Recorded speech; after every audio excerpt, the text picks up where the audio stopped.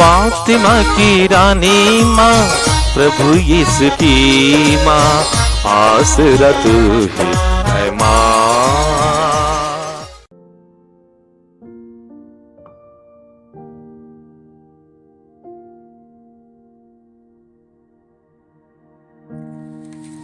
पहला पाठ प्रेरित चरित्र अध्याय 16 पद संख्याएं 11 से 15 तक।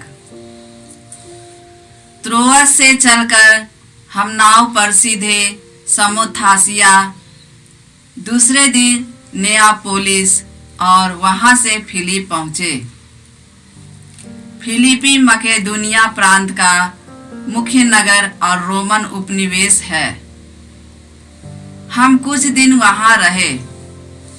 विश्राम दिवस को हम यह समझकर शहर के बाहर नदी के तट आए कि वहां कोई प्रार्थना गृह होगा।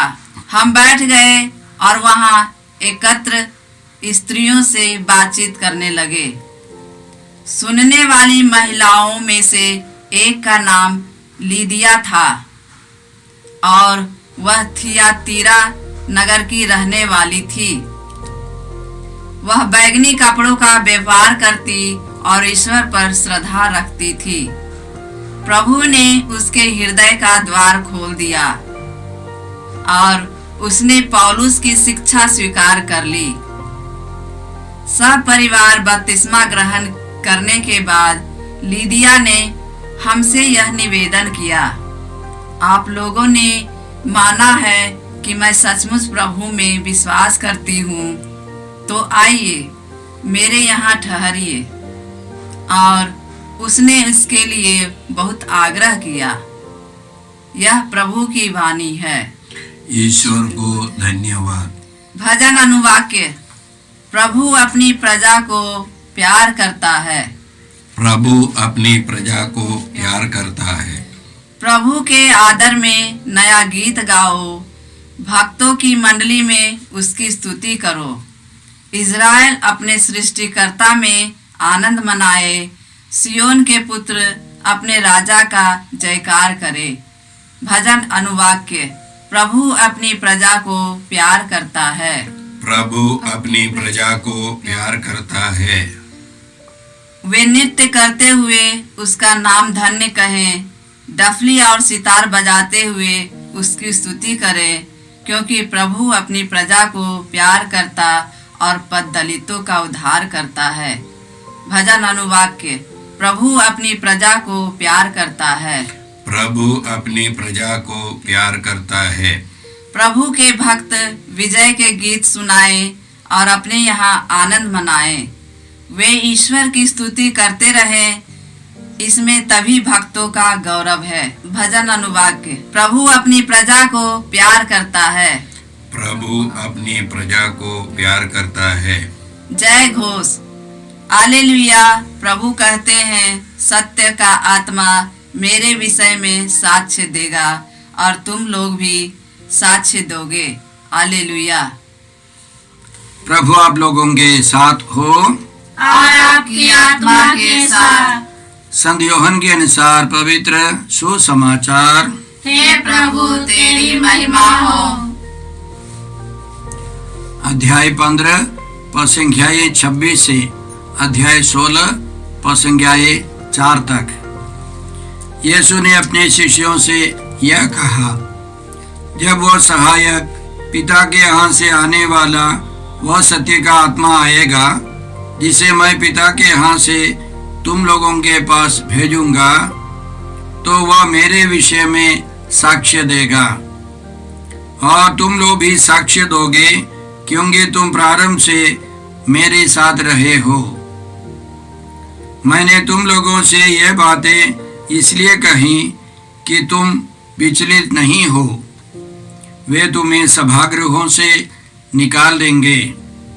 इतना ही नहीं, वह समय आ रहा है जब तुम्हारी हत्या करने वाला यह समझेगा कि वह ईश्वर की सेवा कर रहा है। वे यह सब इसलिए करेंगे कि उन्होंने ना तो पिता को पहचाना है और ना मुझको। मैंने तुम लोगों से ये बातें इसलिए कही जिससे समय आने पर तुम्हें यह स्मरण रहे कि मैंने तुम्हें पहले ही सचेत किया है। प्रभु का सुसमाचार। हे ख्रिस्त तेरी स्तुति हो।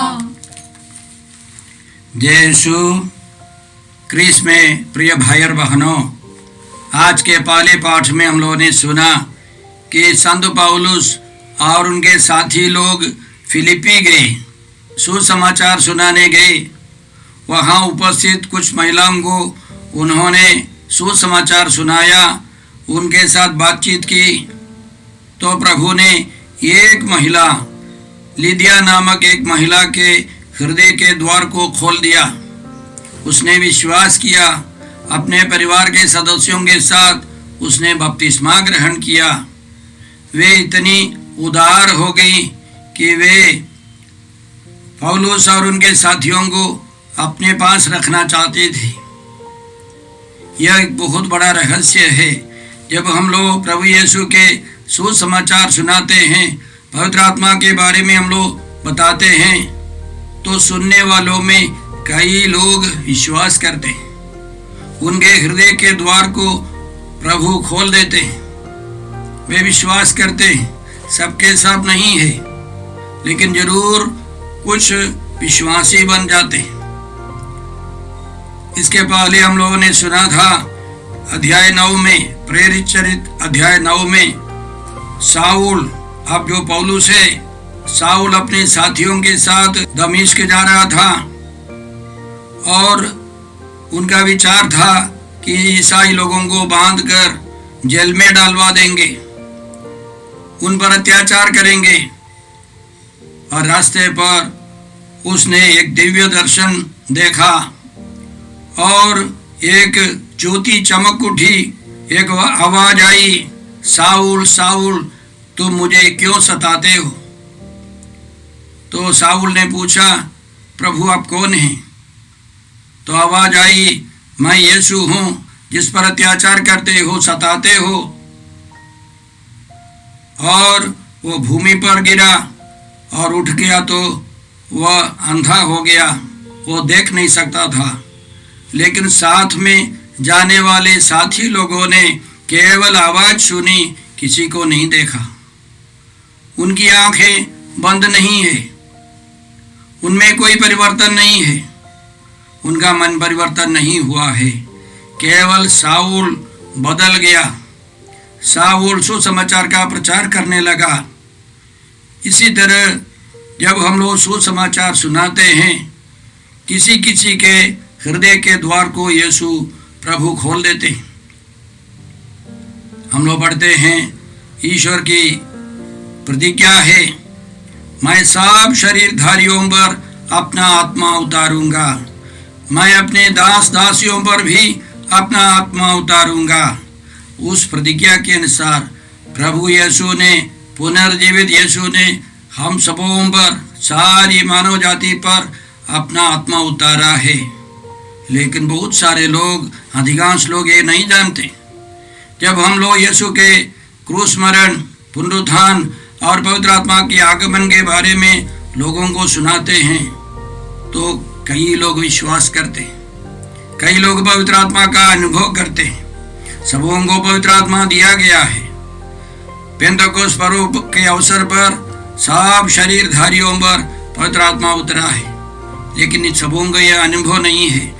हमारा फर्ज है कि हम सुसमाचार सुनाए, पवित्र आत्मा के बारे में समझाए, तो जरूर अनेक लोग विश्वास करेंगे, पवित्र आत्मा का अनुभव करेंगे, मुक्ति का अनुभव करेंगे। पिछले 2000 सालों के अंदर हमारा अनुभव यह है, जहाँ सुसमाचार की घोषणा होती है, वहाँ बड़ी बड़ी चंगाई, चमत्कार और पवित्र आत्मा के अभिषेक का अनुभव मिलता है। हमारे केंद्र में भी अनेक लोग आते हैं जो यीशु को नहीं जानते। जब हम लोग उनको समझाते हैं कि यीशु आपके लिए मर चुके हैं, आपके लिए प्रायश्चित कर चुके हैं, बस पुनर्जीवित यीशु में विश्वास कीजिए, आपको और आपके परिवार को मुक्ति मिलेगी, पवित्र आत्मा मिलेगा। पवित्र आत्मा की वह खुशी, आनंद, शांति सब मिलेगी। वे विश्वास करते हैं, वे चंगाई पाते हैं, वे पिता ईश्वर की संतान का अनुभव करते हैं। आज के सुसमाचार में यीशु मुख्य रूप से दो बातें बताते हैं। सबसे पहले यीशु हमारे ऊपर पवित्र आत्मा भेजेंगे और वह पवित्र आत्मा यीशु के विषय में साक्ष्य देगा, और यीशु के शिष्य लोग भी यीशु के साक्षी बनेंगे, यीशु के विषय में साक्ष्य देंगे। तो पवित्र आत्मा का काम है यीशु का साक्ष्य देना, यीशु के विषय में साक्ष्य देना, यीशु को महिमान्वित करना। यीशु का प्रचार प्रसार पवित्र आत्मा का कार्य है, और हम सबों को भी उसका योगदान देना है। दूसरी बात है, यीशु कहते हैं कि हमारे ऊपर अन्याय अत्याचार होगा। यीशु हमको सचेत करते हैं ये सब घटित होने के पहले ही, और उनका कहना है कि हमारे दुश्मन लोग सुसमाचार के विरोधी सभागृहों से निकाल देंगे। इतना ही नहीं, जो हमारी हत्या करने वाला वो समझता है कि वह ईश्वर के लिए महान कार्य कर रहा है। इसका कारण यह है कि वह व्यक्ति पिता ईश्वर को या यीशु को नहीं जानता है। यीशु के बारे में, पिता ईश्वर के बारे में सही जानकारी नहीं है, इसलिए ऐसा व्यक्ति अन्याय अत्याचार करेगा। यह एक बहुत बड़ा रहस्य है, और हम लोग स्तोत्र ग्रंथ में पढ़ते हैं, धर्मी विपत्तियों से घिरे रहते हैं, किंतु उन सबों से प्रभु उसे छुड़ा देता है। तो हर धर्मी विपत्तियों से, दुश्मनों से घिरा रहता है, लेकिन प्रभु उस व्यक्ति की रक्षा करता है। आदिम कलीसिया से लेकर अभी तक यह जारी है। उस जमाने के यहूदी नेताओं ने या शासकों ने यीशु के ऊपर अत्याचार किया, और उसके बाद भी धर्म के नेतागण या राष्ट्र के नेतागण विश्वासियों पर अत्याचार, अन्याय करते आया है। आज भी इसी तरह है। आप गूगल में सर्च कीजिए, खोजिए, तो आपको जानकारी मिलेगी। वर्ष 2019 में 24 करोड़ लोग 50 देशों में सताए गए हैं। ईसाई विश्वासियों के ऊपर 50 देशों के लोग सताते आए। वर्ष 2020 में 26 करोड़ लोग 50 देशों में सताए जा रहे हैं, विश्वासी लोग, यीशु के शिष्य लोग। लेकिन हमें विचलित नहीं होना है। यीशु ने हमें सचेत किया है।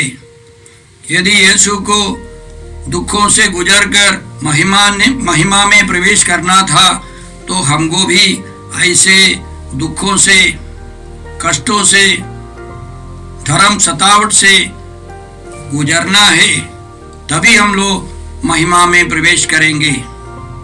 यीशु ने बताया था कि तुम मेरे शिष्य बने रहो और एक दूसरे को प्यार करो। प्यार का निशान है कि हम अपने दुश्मनों को प्यार करते हैं, उनकी सेवा करते हैं, उनके लिए प्रार्थना करते हैं। इस संदर्भ में याद रखें, आज का एक महान संत है, संत दामियन। मोलोकाई द्वीप में, टापू में उनको भेजा गया। वहाँ केवल कोढ़ी लोग रहते थे, कोढ़ के मरीज। 1840 में उनका जन्म हुआ था। मात्र 49 साल में उन्होंने उन कोढ़ियों की सेवा की। जब वे मोलोकाई पहुँचे तो कोढ़ियों की हालत देखकर वे बहुत दुखी हो गए। सबों के लिए वो सब कुछ बन गया। रोगियों की सेवा, स्कूल बनाना, चर्च बनाना और कब्र खोदना सब वे अकेले करते थे। उन्होंने कई लोगों से, सरकार से मदद मांगी, लेकिन उल्टा उनके ऊपर बहुत अन्याय अत्याचार सरकार के तरफ से, देश के तरफ से वे सहते गए। आखिर वे खुद कोढ़ का मरीज बनकर उनकी मृत्यु हो गई। मात्र 49 साल के अंदर उन्होंने दिखाया, जैसे अभी हम लोगों ने सुना, कि यीशु के विषय में साक्ष्य देना है। उनके अंदर पवित्र आत्मा है। उन्होंने सुसमाचार सुनाया, वो खुद सुसमाचार बन गए। उन्होंने अन्याय अत्याचार सहा और प्रभु के लिए, प्रभु के राज्य के विस्तार के लिए। और उनकी मृत्यु के बाद सबसे पहले कोढ़ के रोगों पर शोध शुरू हो गया और सर्च शुरू हो गया, दवाई का अनुसंधान शुरू हो गया। तो आज के संत दामियन हमको सिखाते हैं कि हमें यीशु के विषय में साक्ष्य देना है। अन्याय अत्याचार सहते हुए हमको आगे बढ़ना है, तभी प्रभु हमको महिमान्वित करेंगे। हम महिमा में प्रवेश करेंगे, यीशु के साथ स्वर्गीय महिमा में प्रवेश करेंगे। आइए हम प्रार्थना करते हैं। हे प्रभु यीशु, तूने हमको सिखाया है कि हमें तेरे विषय में साक्ष्य देना है, क्योंकि तूने हम सबों को पवित्र आत्मा से भर दिया है। और हमारी नम्र प्रार्थना है कि हम सब हर तरह की कठिनाई, सतावट स्वीकार कर सहते हुए तेरे अनुयायी बनकर तेरी महिमा में प्रवेश कर सके। हम यह प्रार्थना करते हैं अब्बा पिता, तेरे पुत्र यीशु के नाम में, आमीन। हमारे प्रभु यीशु ख्रीस्त की कृपा, ईश्वर का प्रेम तथा पवित्र आत्मा का साहचर्य आप सबों को प्राप्त हो, आमीन। जय यीशु ख्रीस्त में प्रिय भाई और बहनों, प्रभु यीशु ने हमें आदेश दिया है संसार के कोने कोने में जाकर सारी सृष्टि को सुसमाचार सुनाओ। सुसमाचार सुनने के लिए और सुनाने के लिए एक अच्छा मौका है। आप कृपया इस चैनल का सब्सक्राइब करें, लाइक करें, शेयर करें, बेल आइकन दबाएं, ताकि यहाँ की नई वीडियोस की सूचना आपको मिलती रहेगी। साथ साथ आप दूसरों को भी प्रेरणा दें इसका सब्सक्राइब करने के लिए। याद रखें, कल के मिसा के दैनिक पाठ और उस पर टिप्पणियाँ आज ही दोपहर के बाद हम लोग अपलोड करते हैं। कृपया आज ही उसको सुनकर कल की तैयारी करें। प्रभु यीशु आपको और आपके परिवार को 100 गुनी आशीष देंगे। जय यीशु।